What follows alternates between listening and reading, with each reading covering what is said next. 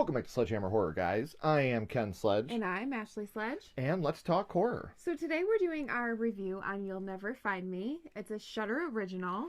Today we're going to tell you guys about the positives of the film, the negatives of the film, and we are going to be spoiling this film since it is available on VOD. So if you don't want any spoilers, make sure you tune out right after our negatives. But before then, let's get right into our positives of You'll Never Find Me.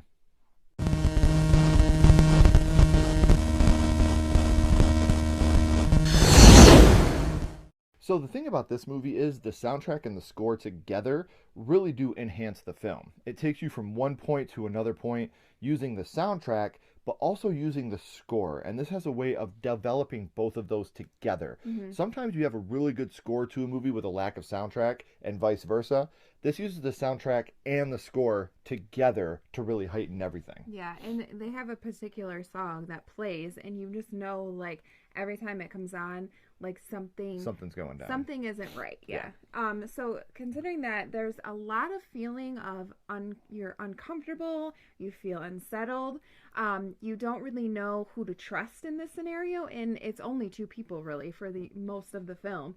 And it's like, who is the good guy? Who's the bad guy? It's very just like, I don't know, it's just eerie the entire time. The suspense that builds between the two of these people trying to figure out what's going on, it really is very, very suspenseful. If you're into a suspense-filled film, this is probably the film for you. Yeah, well, and just like the way that they look at each other and like they look shocked, and it's just like, okay, what is really going on here? Right. Your fear and excitement are identical emotions. This is one of the lines in the movie, and I love this line, so I felt like I had to put it as a positive, just because it's so true. Like, us as horror fans, we love the fear and then excitement, and the emotion is the same, and I feel like that's why we constantly watch horror movies, to go after that feeling. That adrenaline rush. Yeah. And for mostly taking place in one location with two characters, the acting is absolutely phenomenal. We'll talk a little bit about this more in the negatives, but when it comes to the performances of our leads, absolutely great. They play well off each other. Very big fan of how they both played off each other, and you know that they know each other, but you're trying to figure out how throughout the whole movie. So that was done very well. Absolutely. The cinematography, for it really not being in a lot of different places, it's still it really looks good. The way even like you're looking outside and you have all this open space and you have rain, and the cinematography looks really great. Yes. And we talked about it a little bit, but throughout this whole film, you have no idea who to trust. You have no clue who's good, who's bad, who's indifferent. Are they both bad? Are they both good? Is this a misunderstanding? Was this plotted? So that's another thing that really keeps you guessing throughout the entirety of this whole film, and that's something that I truly, truly love. So we've talked about some of the positives of the film. Now we're going to get a little negative here. We're going to talk about some of our negatives of You'll Never Find Me.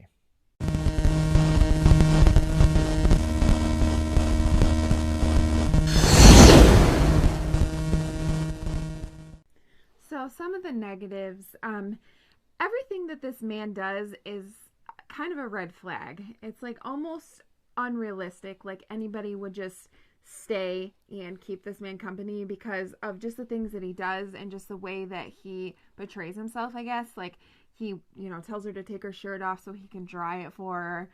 Go take a hot shower to get yourself warm.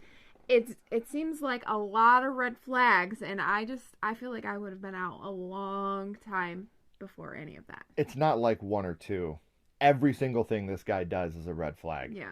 I have daughters, and it's like everything this guy does, I'm like, oh my gosh, come on. Like, hopefully we teach our daughters a little better about red flags. Right. One thing about this movie, we talked about the acting and how phenomenal it is, and I'm not trying to take away from the actors here, but I understand when you're doing something in one location with two actors, it's hard to keep attention. But the movie is basically one monologue to the next monologue, and it's not like conversation. It's like one of the characters giving a huge monologue and the other character listening, and then the other character giving a huge monologue and the other one listening. Performance-wise, fantastic. Story-wise, I was hoping for a little more than just one monologue.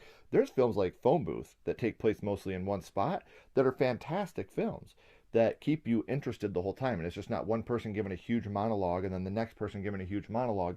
You're getting other things in between. So going from one monologue to the next monologue gets tiring after a while. So with that, it is very much so a slow burn. Like he said, you do go from one monologue to another monologue, and there's not a lot happening in between any of that. There's a few things that, you know, it does feel eerie the entire time. You do feel uncomfortable between, like, the conversations that they have and just the way that they're acting. But there's not a lot of adrenaline other than the way they're talking. So. Exactly. The ending is a huge negative. We're going to get into that in the spoilers, but the ending really turned me off. We're not going to spoil it yet, but I promise we will in the spoilers. We're going to go deep into the ending, but I was not a fan. If you're going to have a slow burn like this, the payoff has to really make sense and be huge, and it did not to me. It did not land for either one of us. So the ending was a big, big negative for the both of us. Yeah. So, I mean, the movie itself, it was a great idea. Just the execution didn't quite land for us, like Ken was talking about. The ending, it really should have been... Again, I don't want to spoil it in here because we're not doing our spoilers yet, but it should have been a lot bigger and a lot different. Yeah. So why don't we just get into that, guys? We are now going to go into the spoilers. Now, if you want to watch this movie unspoiled, it is available right now on Shudder. So this is never meant to take place of watching a film. No. Go and watch it for yourself, gather your own opinion, and then come back and let us know if you agree with us or not. But now we are going to spoil You'll Never Find Me.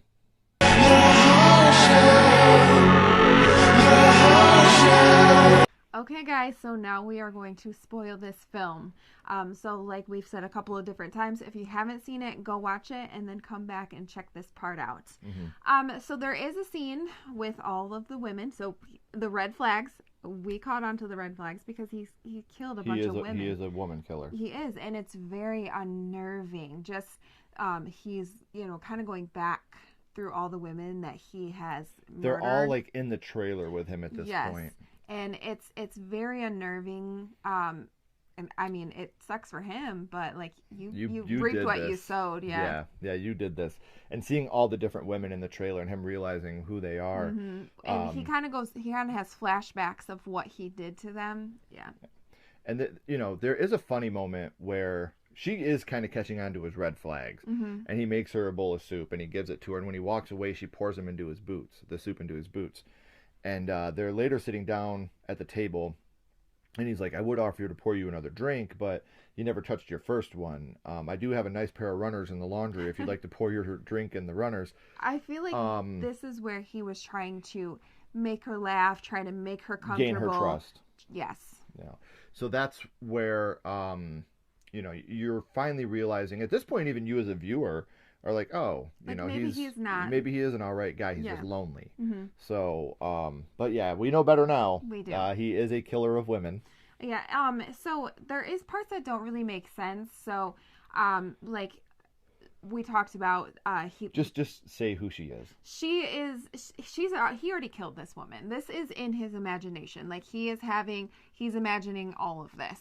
So now that you know that, we have this her perspective, like in the shower scene, like she's bleeding and she's freaking out.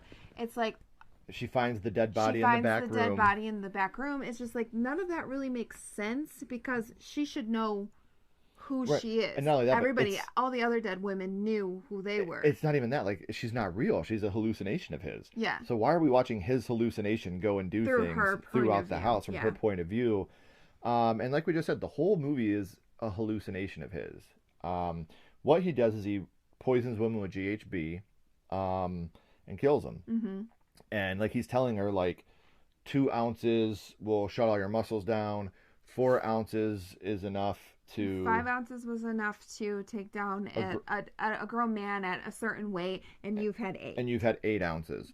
So, you know, we're watching her get all trippy and stuff, and then he goes into this monologue about how the first woman, faces don't mean anything to him anymore. He remembers little things about them. Mm-hmm. And she had a pulse line, a heartbeat, the first victim he ever did, on her side. Mm-hmm. When she's laying on the couch, he starts to, realize who she is, and he pulls her shirt up and sees the pulse line. Well, through most of the movie, he keeps saying, "You look so familiar. You look familiar. I feel like I know you." And she's like, "I don't know. You shouldn't know me. I don't know. I've never seen you."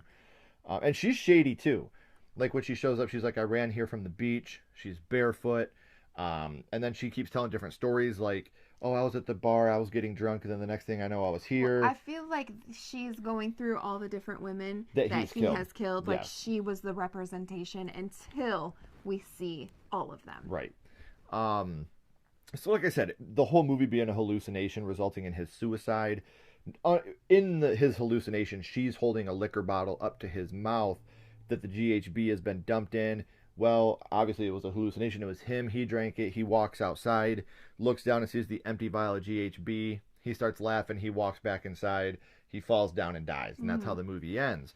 So, again, overall, I think that, up until the third act, I was intrigued. I was hooked. I don't like fake outs. I don't like dream sequences. I don't like hallucinations to be an ending of the film.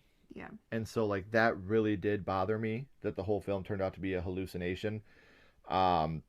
Before we give our final ranking, though, there is another part I want to talk about. When he's gaining her trust, he talks about his wife and how she died of an overdose. And he had given this girl, who we never get a name, she's just the woman, he gave her a sweater that was his wife's. And he tells this whole story about how she couldn't afford chips outside of a store, so he got them for her, and it was the easiest first date he had.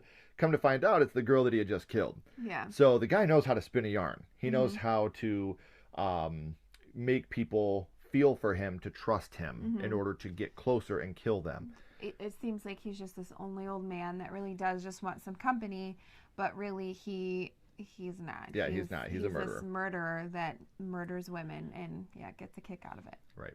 So overall, I'm going to give this movie a 2.5 out of 5. Had it had a different ending, it could have gone all the way up to maybe even a 4. Because I think the performances throughout the first 2 acts hold it together so well. The monologues kind of bothered me a little bit, so that kept it down. But overall, I'm going to give it a 2.5. It's definitely worth the viewing. If you don't mind a fake out movie, with like a dream, the whole movie's a dream or the whole movie's a hallucination, this might be a movie that you really, really enjoy. So I'm going to give it a 2.5 out of 5. I'm going to give it a 2 out of 5.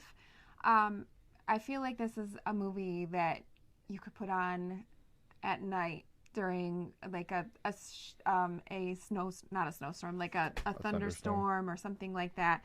And maybe it would enhance the creepiness for you a little bit.